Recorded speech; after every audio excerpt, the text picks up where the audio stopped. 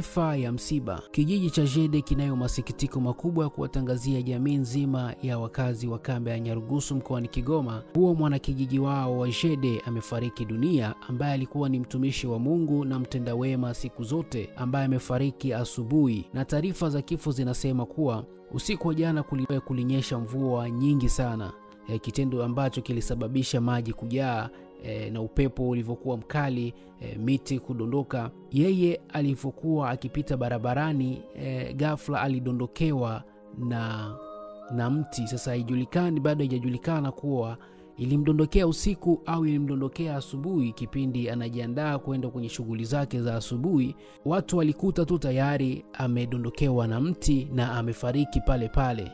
Na hadi sasa hivi kijiji cha Jede kinayo masikitiko ya kuwatangazia jamii yote na wote wanaoishi kambini Nyarugusu kuwa kwenye kijiji chao kumekufa mtumishi wa Mungu, na ni huyo hapo aliyoko kwenye picha hiyo. Kama unamfahamu, basi ujue kuwa mzee huyo amefariki na alidondokewa na mti, na mti huo ulisababishwa na mvua kali ilionyesha usiku. Naitwa Omri Amegene, Huge Star na NGL Passenger. Hakikisha tumetufollow ili wa kwanza kupata taarifa zetu. Asante.